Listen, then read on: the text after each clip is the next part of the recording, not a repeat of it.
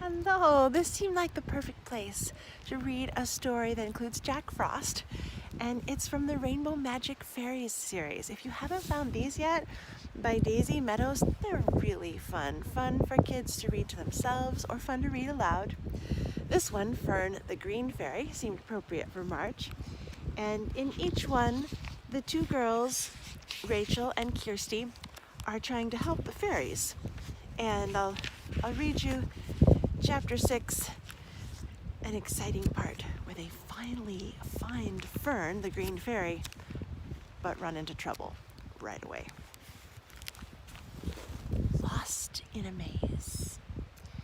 Fern waved to the girls through the sheet of ice. Her mouth open and closed, but Rachel and Kirsty couldn't hear a word she was saying. The ice was too thick.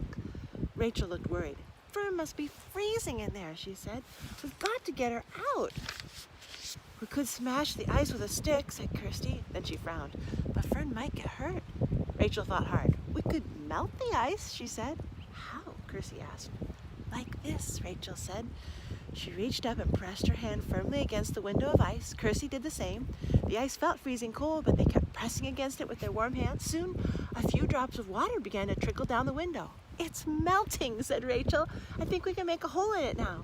She gently poked the middle of the window with her finger, and the thin ice began to crack. Don't worry, Fern, said Kirsty. You'll be out of there soon. There was a sudden crack as the ice split open. A flash of sparkling fairy dust shot out, leaving behind a smell of cut grass. And then Fern the Green Fairy pushed her way out of the tree trunk, her wings fluttering limply. She wore a bright green top and stretchy pants with pretty leaf shapes around her waist and neck. She had small acorn-colored boots on her tiny feet, earrings, and a pendant that looked like a little green leaf. Her long brown hair was tied in pigtails, and her thin emerald wand was tipped with gold. I'm so cold, the fairy gasped, shivering all over.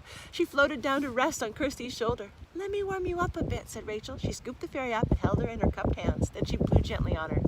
The warmth of Rachel's breath seemed to do the trick. Fern stopped shivering, and her wings straightened out. Thank you, she said. I feel much better now. I'm Rachel, and this is Kirsty, Rachel explained. We're here to take you to the pod at the end of the rainbow. Ruby, Amber, and Sunny are waiting for you, Kirsty added. Fern's green eyes lit up. Oh, they're safe, she exclaimed. That's wonderful. She flew off Rachel's hand in a burst of green fairy dust and twirled happily in the air. But what about my other sisters? Don't worry, we're going to find them too, Kirsty told her. But how'd you get stuck behind that ice window? When I landed on Rainspill Island, I got tangled up in the ivy on the tower, Fern explained.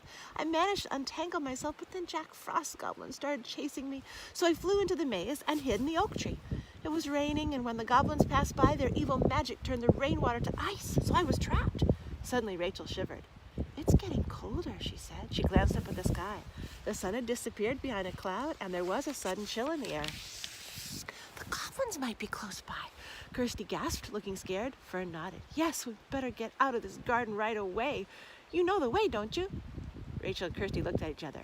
I'm not sure, Kirsty said with a frown. Do you know, Rachel? Rachel shook her head. No, she replied, but we can follow the fairy trail back to the beginning of the maze.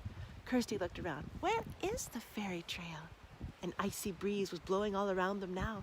The green fairy leaves were drifting away and disappearing. Oh no, Kirsty cried. What are we going to do now? Suddenly they heard the sound of heavy footsteps coming through the maze toward them. I know that fairy's in here somewhere, grumbled a loud, gruff voice. Fern, Rachel, and Kirsty looked at each other with wide eyes. Goblins, whispered Rachel.